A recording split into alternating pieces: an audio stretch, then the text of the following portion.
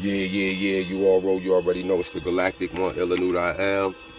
Back cracking spells. Shout out to all the Galactic Guardians, 720 degrees. Shout out to the whole U.R. everybody living in that universal right order. Shout out to the House of Consciousness, Connecticut chapter. This message being brought to you by K.O.R TV, Kingdom of Righteousness TV. The show is called Wake Up Sheeple. Y'all already know how I do. About to jump right into the demonstration. I share to all the great prophets, ancestors, aiders, besides messages who came before, making this platform available so we could be here today, giving you the message. I share. Jumping right into the demo. We're going to start off with the math. 18, 4, 22. Wisdom. Double the wisdom. Double the wise. You feel me? It's all being born to culture freedom. Culture freedom. What is culture freedom?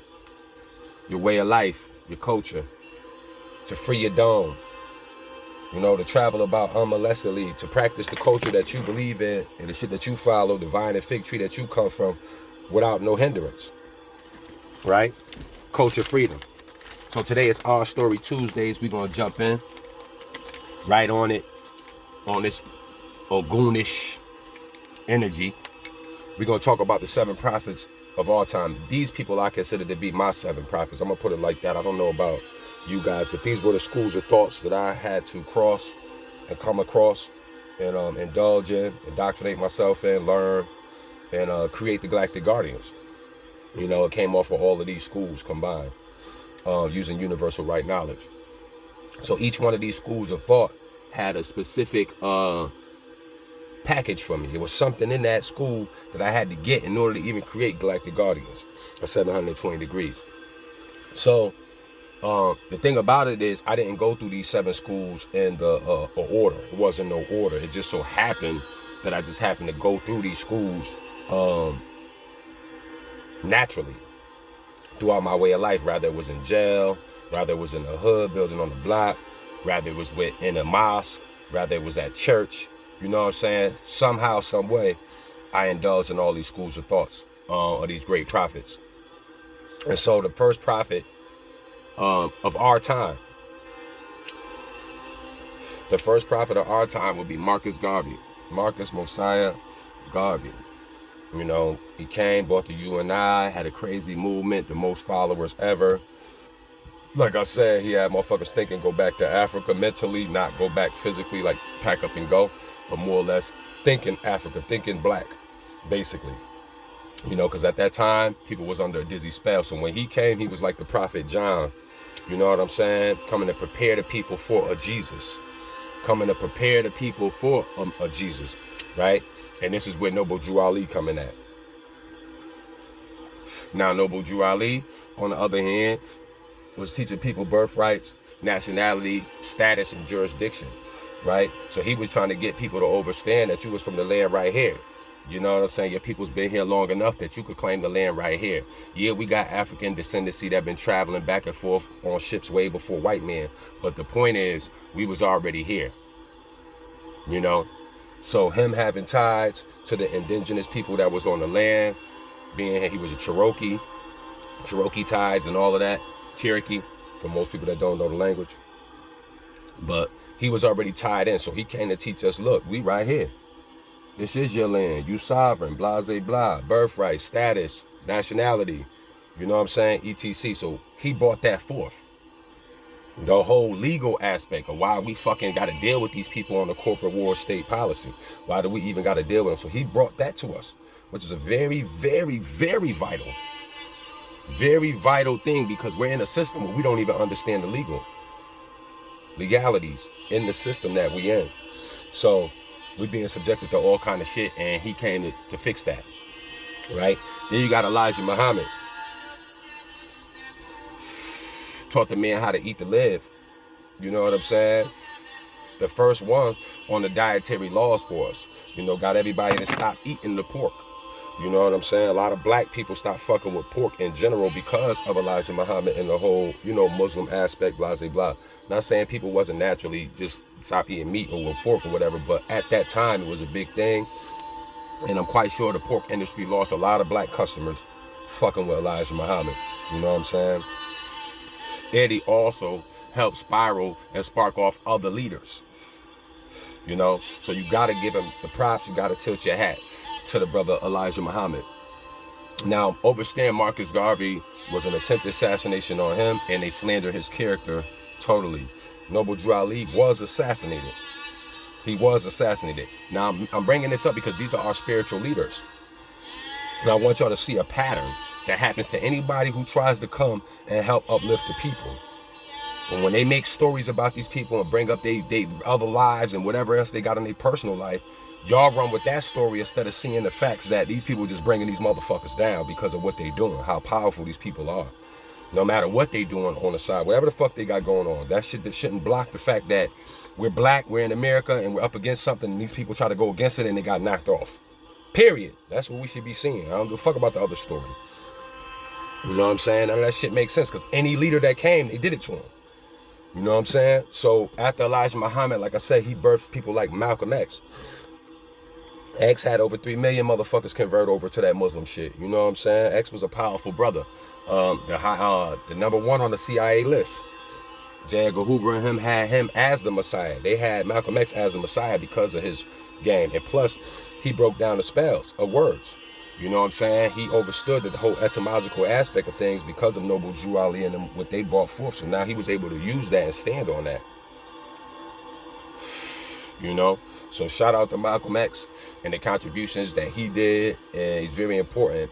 But you had Martin Luther King at the same time as him. Now this is a Christian aspect of things. You know what I'm saying? Everybody damn near grew up in the Christian church.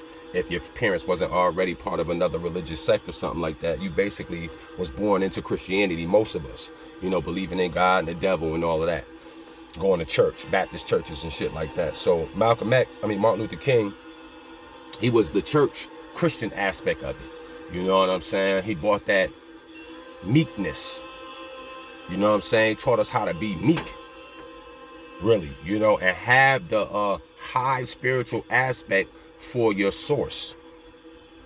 You feel me?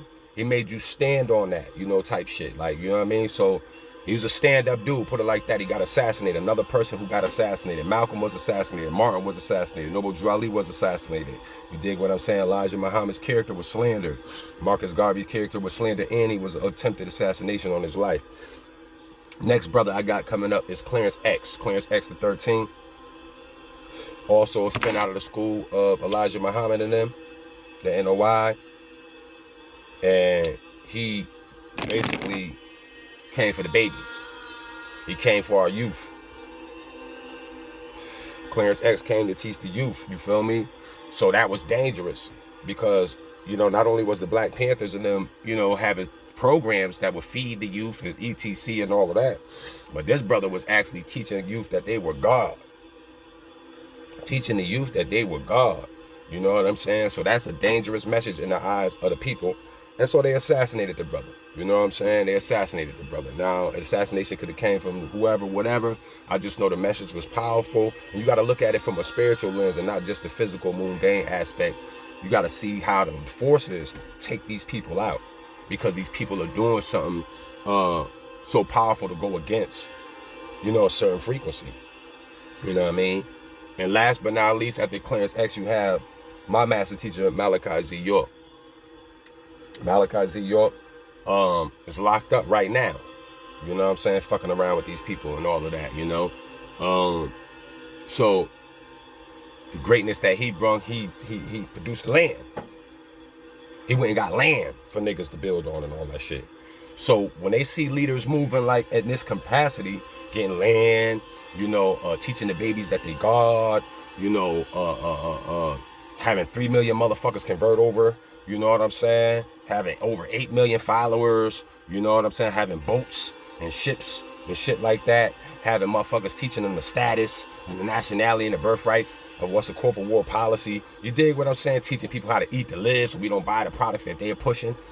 Bro, if y'all can't see that shit clear as day, that these people came and they sacrificed their shells for the broad of us. You know, not just their immediate family and stuff like that. They did that shit for the broader people. So you got to tilt your hat to the 7 prophets of our time. Tap in more to their story. See, because that's part of our story. Like, this ain't ancient times. This is not, you know what I'm saying, 1,000, 100 years ago. You know, shit like that. This is just yesterday type shit. You know what I'm saying? This is just around the corner, 50, 60 years ago. You know what I mean? 70, 80 years ago, to not even over 100 years old, none of this shit is.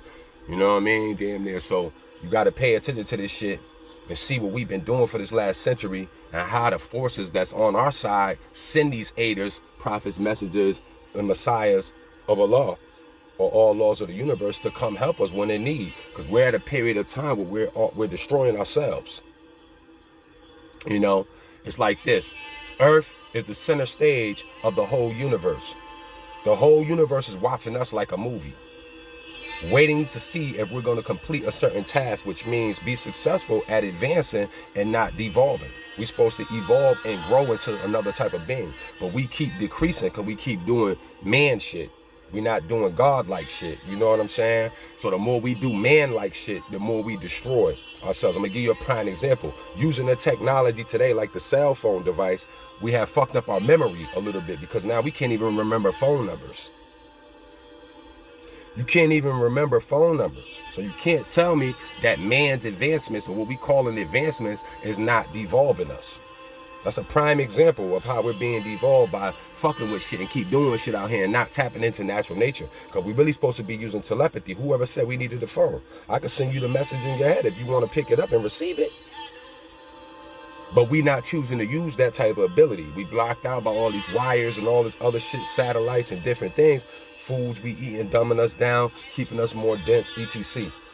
So understand, in our time and our story, we got to understand that we had great leaders that came and really try to do something for us. So let's take advantage of that shit. Let's not let that shit go in vain. All these people that did something for us and all of that. You know what I'm saying? Your children right now have a certain opportunity because of these fucking people. Your children right now got certain opportunities to move about and do what they doing because these people came. You can't dispute that shit. I don't give a fuck who you is. You can't dispute it. You know what I'm saying? They came to uplift fallen humanity.